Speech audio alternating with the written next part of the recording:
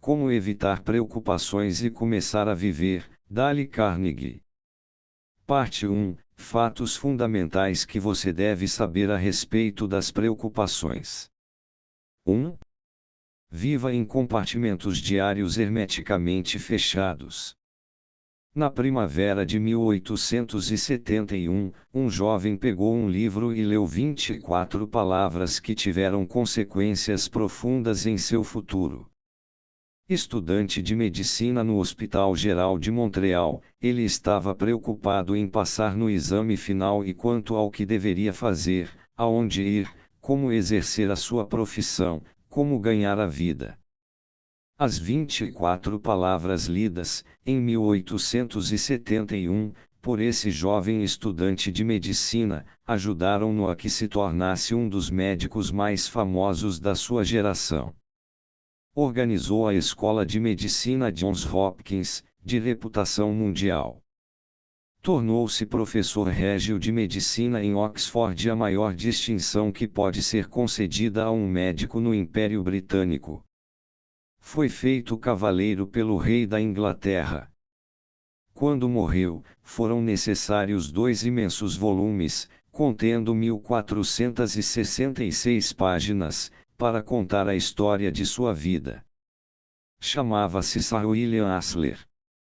Eis aqui as 24 palavras que ele leu na primavera de 1871. 24 palavras de Thomas Carlyle que o ajudaram a levar uma vida livre de preocupações. O nosso principal objetivo não é ver o que se encontra vagamente à distância, mas fazer o que se acha claramente ao nosso alcance. 42 anos depois, numa noite suave de primavera, em que as tulipas se abriram no campus, esse homem, Sir William Astley, fez um discurso aos alunos da Universidade de Yale. Disse a eles que um homem como ele, que tinha sido professor em 4 universidades e escrevera um livro muito popular, era tido como dotado de um cérebro especial. Afirmou que aquilo não era verdade. Disse que os seus amigos íntimos sabiam que o seu cérebro era dos mais medíocres. Qual, então, foi o segredo do seu sucesso? Declarou que era devido ao que ele chamava viver em compartimentos diários hermeticamente fechados. Que queria dizer com isso? Poucos meses antes de falar em Yale, Sir William Astley atravessara o Atlântico num grande navio, no qual o capitão, da ponte de comando, acionava um botão e pronto. Havia um ruído de máquinas e imediatamente várias partes do navio eram isoladas, num instante, umas das outras isoladas em compartimentos hermeticamente fechados. Ora, cada um dos senhores, disse o doutor Astley aos estudantes de Yale, constitui uma entidade muito mais grandiosa do que o transatlântico, e está destinado a uma viagem muito mais longa. O que insisto em que façam é que procurem aprender a controlar de tal modo o seu maquinismo, que isso lhes permita viver em compartimentos diários hermeticamente fechados, como o meio mais certo de conseguirem realizar uma viagem segura. Vão à ponte de comando para ver se, ao menos, as grandes anteparas estão em ordem. Apertem um botão para ouvir, em todos os níveis de sua vida, as portas de ferro isolando o passado, os dias mortos de ontem. Toquem no outro botão e separem, com uma cortina de aço, o futuro, os amanhãs que ainda não nasceram. Então, estão salvos por um dia. Isolem o passado. Deixem o passado extinto enterrar os seus mortos. Afastem os ontens, que têm levado tantos tolos a caminho do pó. O fardo de amanhã, acrescentado ao fardo de ontem e carregado hoje, faz com que os mais fortes vacilem. Isolem o futuro tão hermeticamente, como o passado. O futuro é hoje. Não há amanhã. O dia da salvação é hoje. O desperdício de energia, a pobreza de espírito, a ansiedade nervosa, seguem os passos do homem que se sente angustiado quanto ao futuro. Fechem bem, pois, as grandes anteparas da proa e da popa, preparando-se para cultivar o hábito de viver em compartimentos diários hermeticamente fechados. Acaso desejou o Dr. Asler dizer que não devemos fazer nenhum esforço a fim de nos prepararmos para o amanhã? Não? Absolutamente. Mas ele, ao prosseguir o seu discurso, afirmou que o melhor meio de nos prepararmos para o futuro é nos concentrarmos com toda a nossa inteligência, com todo o nosso entusiasmo, no trabalho que estivermos realizando hoje, para que ele seja o mais soberbo possível. E esse é o único meio existente de nos prepararmos para o futuro. Sir William Asler conclamou os estudantes de Yale a que começassem o dia com a prece de Cristo. O pão nosso de cada dia nos dai hoje. Lembre-se de que a prece pede somente o pão de hoje. Não se queixa do pão amanhecido que comemos ontem e não diz: o Deus, a terra, ultimamente, tem estado muito ruim na plantação de trigo e poderemos ter outra seca. Se isso acontecer, como arranjarei o pão para comer no próximo outono? Ou se eu perdesse o meu emprego, o Deus, como é que eu conseguiria o meu pão? Não? Essa prece nos ensina a pedir apenas o pão de hoje. Ele é o único tipo de pão que nos é dado comer. Há muito tempo, um filósofo sem nada de seu percorria um país de solo pedregoso, cujo povo enfrentava grandes dificuldades para ganhar a vida. Certo dia, muita gente se reuniu em torno dele numa colina, e ele proferiu, provavelmente, o discurso mais citado dentre os que foram feitos, em qualquer lugar, desde o começo do mundo. Esse discurso contém 28 palavras que perdurarão até hoje ao longo dos séculos. E assim não andeis pensando no dia de amanhã. Porque o dia de amanhã a si mesmo trará o seu cuidado, ao dia basta a sua própria aflição. Muitos homens têm rejeitado essas palavras de Jesus. Não andeis pensando no dia de amanhã. Rejeitaram essas palavras, na forma de um conselho para a perfeição, por achar que elas continham certo misticismo. Eu preciso pensar no dia de amanhã, dizem eles. Preciso fazer um seguro, para proteger a minha família. Preciso reservar algum dinheiro para a velhice. Preciso fazer planos e preparar-me para o futuro. Está certo? Naturalmente que precisa. A verdade, porém, é que essas palavras de Jesus, traduzidas há mais de 300 anos, não significam hoje o que significavam durante o reinado do rei Jorge. Há 300 anos, a palavra pensar significava, frequentemente, ansiedade. As versões modernas da Bíblia citam as palavras de Jesus com mais propriedade. Não andeis inquietos pelo dia de amanhã. Mas claro que você deve pensar no dia de amanhã. Pensar e preparar-se cuidadosamente.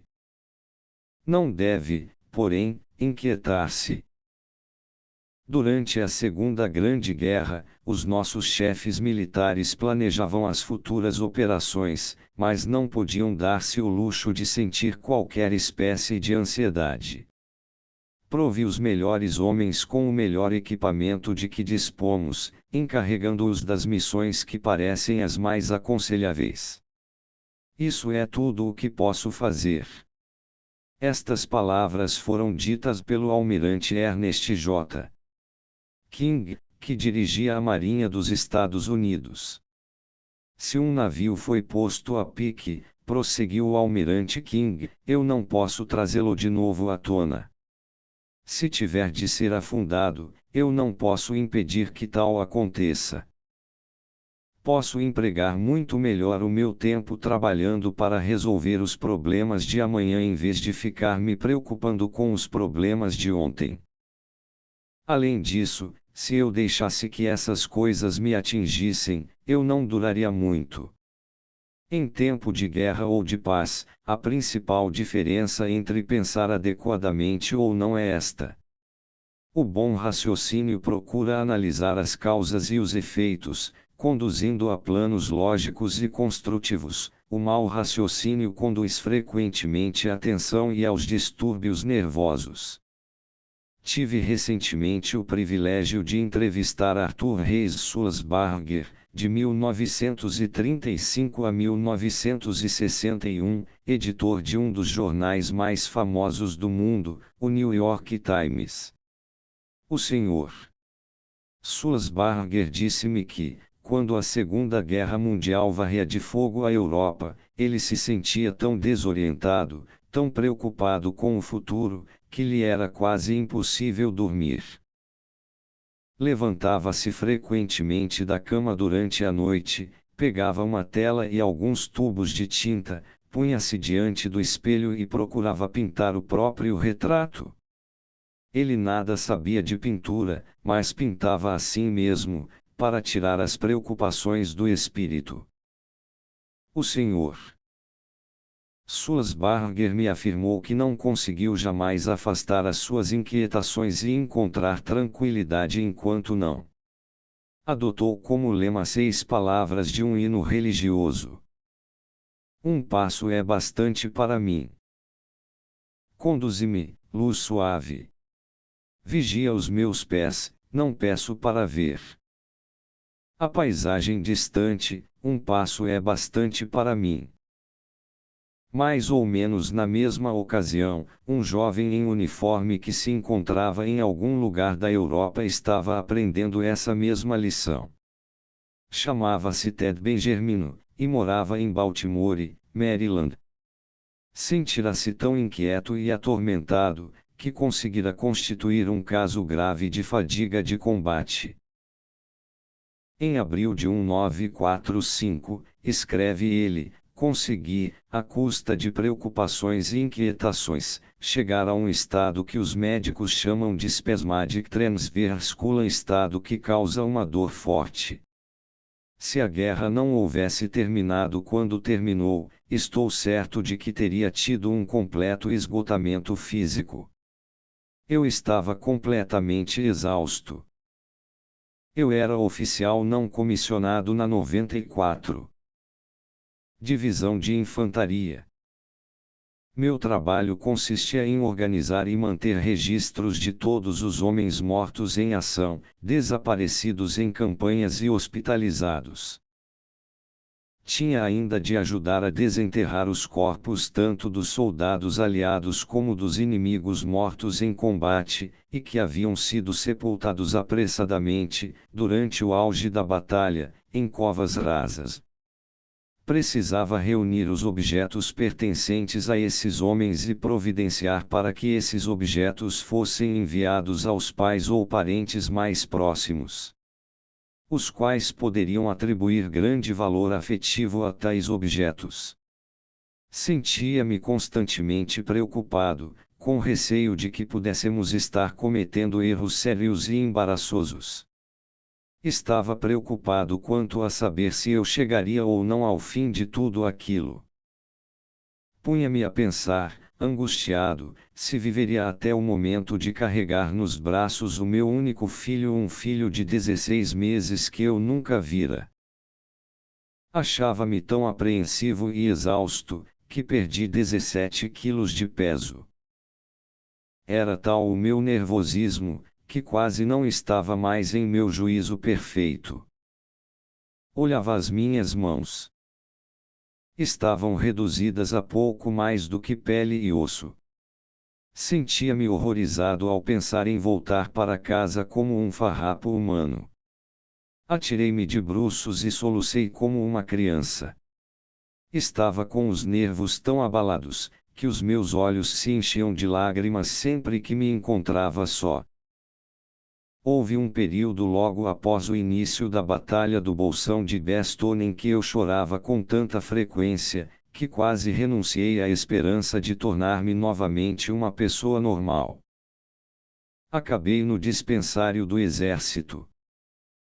Um médico militar deu-me alguns conselhos que mudaram completamente a minha vida. Depois de submeter-me a meticuloso exame físico, informou-me que as minhas complicações eram mentais. Ted, disse-me ele, quero que você pense na sua vida como se fosse uma ampulheta. Você sabe que há milhares de grãos de areia no alto da ampulheta, e que esses grãos passam lenta e irregularmente pelo estreito canal que há no meio. Nada que você e eu pudéssemos tentar faria com que mais de um grão de areia passasse por esse estreito canal sem estragar a ampulheta. Quando começamos? Pela manhã. Tendo centenas de afazeres que sabemos ser nosso dever realizar durante aquele dia. Mas, se não tomarmos um de cada vez e não os deixarmos passar lenta e regularmente, através do dia, como os grãos de areia passam através do estreito canal da ampulheta, então estamos destinados a romper a nossa própria estrutura física e mental. Tenho praticado essa filosofia desde o dia memorável em que o médico militar a transmitiu a mim. Um grão de areia de cada vez. Uma tarefa de cada vez. Esse conselho me salvou física e mentalmente durante a guerra, como também me auxiliou em minha posição atual. Deparei em meu trabalho com os mesmos problemas que surgiram durante a guerra. Dezenas de coisas para fazer ao mesmo tempo, e pouco tempo para executá-las. Tínhamos estoque reduzido. Possuíamos novo método de trabalho, novos arranjos de estoque, mudanças de endereços, abertura e fechamento de escritórios, e assim por diante. Em lugar de ficar num estado de tensão, nervoso, lembrava-me do que o médico me dissera. Um grão de areia de cada vez. Uma tarefa de cada vez. De tanto repetir mentalmente tais palavras, realizava os meus afazeres de maneira mais eficiente, fazendo o meu trabalho sem o sentimento de confusão e perplexidade que quase me destruiu no campo de batalha. Um dos mais espantosos comentários sobre a nossa maneira de vida atual é que a metade dos leitos existentes em nossos hospitais é reservada a pacientes que sofrem de distúrbios nervosos e mentais. Pacientes que caíram sob o fardo dos ontens acumulados e dos terríveis amanhãs. No entanto, a grande maioria dessa gente estaria pelas ruas hoje, vivendo uma existência útil e feliz, se tivesse apenas seguido as palavras de Jesus. Não andeis inquietos pelo dia de amanhã, ou as palavras de Sir William Asler. Viva em compartimentos diários hermeticamente fechados. Neste momento, você e eu estamos no limite de duas eternidades. O vasto passado que se extinguiu para sempre, e o futuro, que se estende até a última sílaba do registro do tempo. Não podemos, de forma nenhuma, viver numa ou noutra dessas eternidades nem mesmo durante uma fração de segundo, mas, procurando fazer isso, arruinamos tanto o nosso corpo como o nosso espírito. Portanto, contentemo-nos com viver o único tempo que nos é possível viver. Desde este momento até a hora de irmos para a cama. Todos podem carregar o seu fardo, por mais pesado que seja, até o cair da noite, escreveu Robert Louis Stevenson. Todos podem realizar o seu trabalho, por mais árduo que seja, durante um dia. Qualquer um pode viver, doce, paciente, amorosa e puramente até o pôr do sol. E isso é tudo o que a vida realmente significa. Sim, isso é tudo o que a vida exige de nós, mas senhora. É, K. Shields, de Saginaw, Michigan, foi levada ao desespero até quase ao suicídio antes de aprender a viver apenas até a hora de dormir.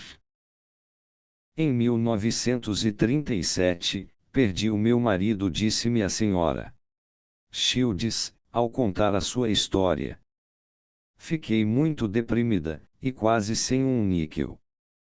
Escrevi, então, ao meu antigo patrão, Sr. Leon Root, da companhia Rockefeller, de Kansas City, e consegui o meu antigo emprego. Eu ganhava a vida, anteriormente, vendendo workbooks aos conselhos de escalas rurais e de pequenas cidades. Vendi o meu automóvel 2 anos antes, quando o meu marido caiu doente, mas consegui juntar algum dinheiro para comprar um carro usado, a prestações, e comecei de novo a vender livros. Julgava que, pondo-me novamente pelas estradas, conseguiria aliviar a minha depressão, mas guiar sozinha e comer sozinha foi, para mim, uma coisa quase além do que eu podia suportar. Parte da zona que me fora confiada não era muito produtiva, e era-me difícil pagar as prestações do carro, apesar de pequenas. Na primavera de 1938, eu me encontrava percorrendo as imediações de Versailles, Missouri. As escolas eram pobres, as estradas, ruins. Sentia-me tão só e sem coragem, que cheguei, mesmo, a pensar em suicídio. O sucesso parecia-me coisa impossível. Eu não tinha razão para viver. Tinha medo de levantar-me, pela manhã, e enfrentar a vida. Tinha medo de tudo. Medo de não poder pagar as prestações do automóvel, de não poder pagar o aluguel do quarto em que vivia, de não dispor do suficiente para comer. Receava que a minha saúde se estivesse arruinando e que eu não tivesse dinheiro para pagar um médico. Só o que impediu de suicidar-me foi pensar que a minha irmã sofreria profundamente com isso, e que eu não tinha dinheiro suficiente para as despesas com o meu enterro. Até que, um dia, li um artigo que me arrancou do desespero em que me encontrava e me deu coragem para continuar vivendo.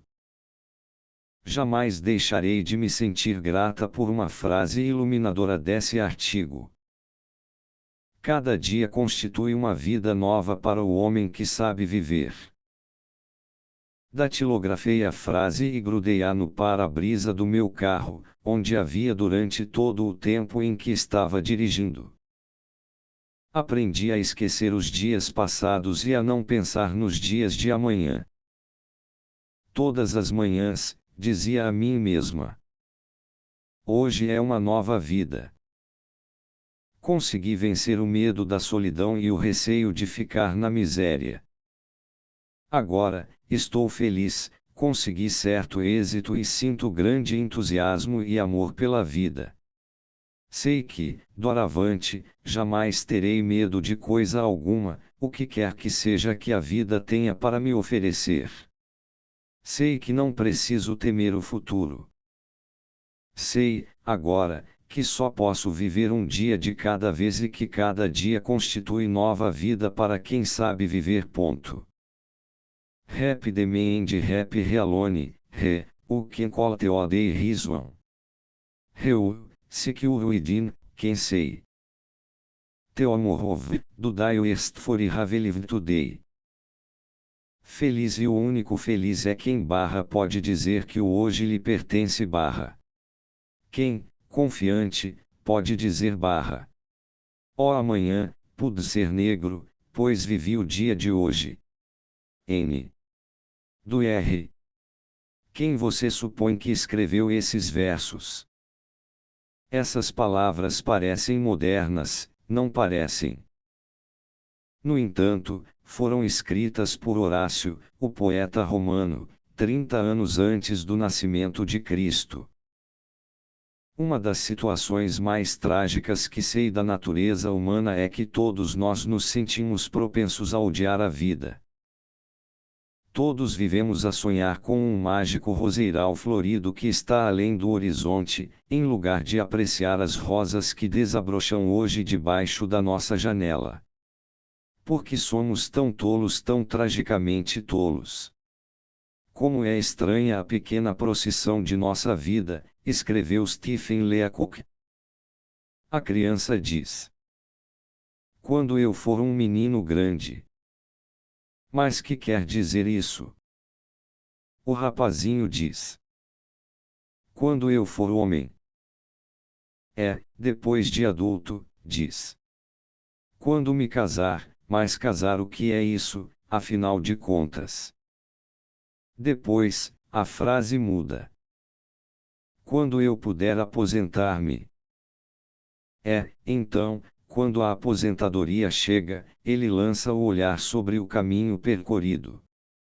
Um vento, gélido, parece varrer esse caminho e, de certo modo, ele perdeu tudo, a vida já se foi. A vida, aprendemos muito tarde, está em se viver, está no tecido de cada dia e de cada hora. O finado Edward S. Evans, de Detroit, quase morreu de preocupação antes de aprender que a vida está em se viver, está no tecido de cada dia e de cada hora. Tendo crescido em meio à pobreza, Edward Evans ganhou o seu primeiro dinheiro vendendo jornais, antes de trabalhar como caixeiro de uma mercearia. Mais tarde, tendo 7 pessoas que dele dependiam para comer, conseguiu um lugar de auxiliar de bibliotecário. Embora o salário fosse pequeno, tinha medo de deixar o emprego. Passaram-se 8 anos antes que conseguisse criar coragem para viver por conta própria. Mas, apenas começou, transformou um emprego inicial de capital de $55, que pegou emprestados, num negócio próprio, que lhe rendeu, num ano, $20.000. Aconteceu, então, algo inesperado, totalmente inesperado. Endossou elevada nota de crédito para um amigo e esse amigo faliu. Logo em seguida a esse desastre ocorreu outro. O banco onde tinha depositado todo o seu dinheiro foi à bancarrota. Não só perdeu os últimos centavos que possuía, mas também adquiriu uma dívida de $16.000. Os seus nervos não puderam suportar o golpe. Eu não podia dormir nem comer, disse-me ele. Tornei-me estranhamente doente. Preocupações e mais preocupações, acrescentou, levaram-me àquela enfermidade. Certo dia em que caminhava pela rua, desmaiei e caí na calçada. Já não podia mais andar. Colocaram-me numa cama e o meu corpo cobriu-se de bolhas. Essas bolhas tomaram também o interior do meu corpo, tornando uma tortura até mesmo a minha permanência na cama. Dia a dia a minha fraqueza aumentava. Finalmente, o meu médico me disse que eu tinha apenas mais 2 semanas de vida. Senti-me chocado. Reuni todo o ânimo que me restava, e permaneci quieto no leito à espera do fim. Agora, já de nada me valia lutar ou preocupar-me. Renunciei a tudo, tranquilizei-me e me pus a dormir. Durante semanas, não dormira 2 horas consecutivas, mas agora que os meus problemas terrenos se aproximavam de seu término, dormi como uma criança. O meu enorme cansaço começou a desaparecer. Voltou-me o apetite. Readquiri peso. Poucas semanas decorridas, eu já podia andar, com o auxílio de muletas. 6 semanas depois, já podia voltar ao trabalho. Já cheguei a ganhar $20.000 por ano, agora, porém, ficaria contente com um emprego que me rendesse $30 por semana. Arranjei um emprego que consistia em vender calços para colocar atrás das rodas de automóveis. que fossem despachados como carga. Aprendi, afinal, a minha lição. Não queria saber mais de aborrecimentos, de lamentar o que tinha acontecido no passado, de temer o futuro. Dediquei todo o meu tempo, toda a minha energia, todo o meu entusiasmo, a vender os tais calços. Daí por diante, Edward S. Evans progrediu rapidamente. Em poucos anos era presidente da companhia. A sua firma Evans Products Company foi incluída durante muitos anos na lista da Bolsa de Valores de Nova York.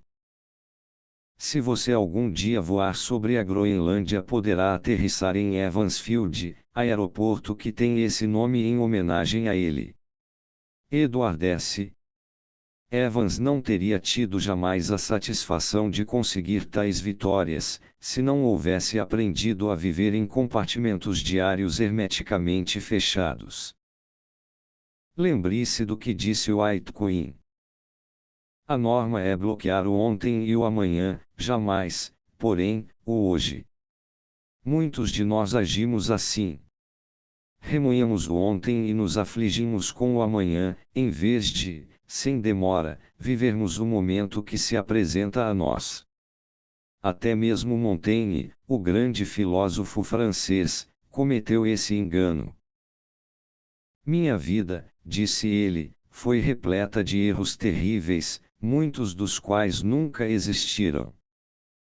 Assim acontece com a minha vida, e também com a sua. Dante disse: pense que este dia jamais terá fim. A vida nos escapa com uma rapidez inacreditável. Atravessamos o espaço à média de 19 milhas por segundo. O bem mais precioso que possuímos é o hoje. E ele o único bem que de fato possuímos. Essa é a filosofia de Lovell Thomas.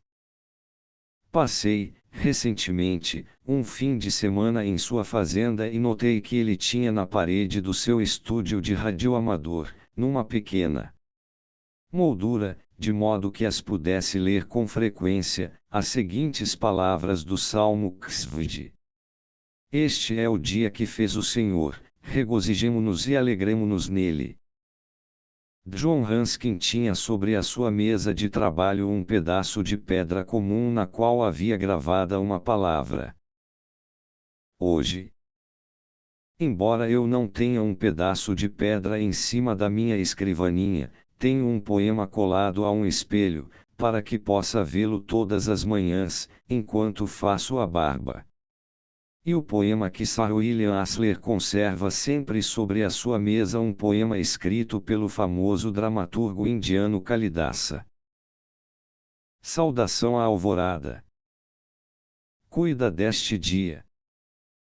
Ele é a vida, a própria essência da vida. Em seu breve curso estão todas as verdades e realidades da tua existência. A bênção do crescimento, a glória da ação. O esplendor da realização. Pois o dia de ontem não é senão um sonho e o amanhã somente uma visão. Mas o dia de hoje bem vivido transforma os dias de ontem num sonho de ventura. E os dias de amanhã numa visão da esperança. Cuida bem, pois, do dia de hoje. Eis a saudação à alvorada. De modo que a primeira coisa que você deveria saber sobre as preocupações é esta. Se você quiser afastá-las da sua vida, faça o que Sir William Astley fazia. Feche as cortinas sobre o passado e o futuro. Viva em compartimentos diários hermeticamente fechados. Por que você não faz a si mesmo estas perguntas e escreve num papel as respostas? 1. Tenho tendências para adiar a vida presente, a fim de me preocupar com o futuro ou ansiar por algum roseiral mágico que está além do horizonte.